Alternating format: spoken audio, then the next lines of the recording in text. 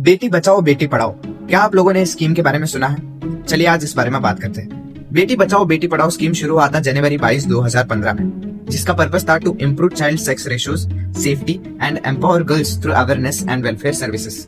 लगभग 2023 तक इस स्कीम के ऊपर 830 करोड़ से भी ज्यादा फंड्स एलोकेट किए गए, जिसमें से 400 करोड़ सिर्फ मीडिया पर खर्च किया गया, जिसका मतलब है बड़े बड़े बैनर्स, बड़े बड़े पोस्टर्स पर खर्च किया गया, जिस कारण ऑन ग्राउंड प्रोग्राम्स के लिए बहुत कम पैसा बचाया गया। चलिए अब बात करते हैं रेप केसेस ट्रेंड के बारे में। 2015 से लेके 2023 तक कितने रेप केसेस रिपोर्ट किए गए? 2015 में 34,651 केसेस रिपोर्ट किए गए। 2016 में 38,947 केसेस रिपोर्ट किए गए। 2017 में 35,859 रेप केसेस रिपोर्ट किए गए।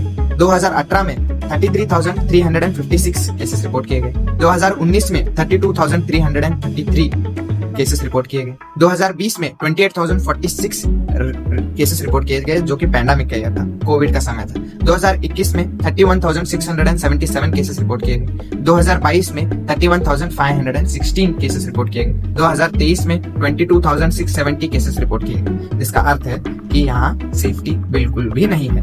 इसके बावजूद बेटी बचाओ बेटी पढ़ाओ क्लेम करता है कि उनका SRB, जिसका मतलब है सेक्स रेशियो एट बर्थ, 918 से बढ़कर 930 को पहुंच गया, जहां 2016 से लेकर 2020 तक सिर्फ 63% जो फंड का पैसा था वो सिर्फ मीडिया के ऊपर खर्च किया गया, सिर्फ बड़े बड़े बैनर, बड़े बड़े पोस्टर्स।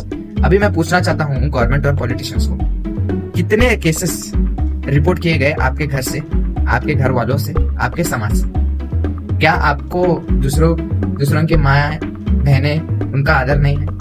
उनके प्रति सेफ्टी के बारे में कुछ नहीं? जिस देश में हम दुर्गा माता को, लक्ष्मी माता को, जिसकी पूजा करते हैं, उस देश में लड़कियों के लिए सेफ्टी बिल्कुल भी नहीं है, आप मानो या ना मानो। तो मैं सब लड़कियों को बोलना चाहता हूँ कि इस सब के बावजूद आप चुप मत बैठिए, आप आवाज उठाइए, आप बोलिए, इसके बारे में पूछिए सवाल सरकार को कि आप क्या कर रहे हो। हम पूछिए कि हमको बड़े बड़े बैनर्स और पोस्टर्स में हमारी सेफ्टी नहीं देखनी है, हमको सच में हमको सुरक्षा चाहिए, सब सच में हमको प्रोग्राम्स, हमके सेफ्टी, हमारे वेलनेस प्रोग्राम्स के ऊपर हमारे ऊपर खर्च करो बोल के पूछिए उनको। धन्यवाद। जय हिंद।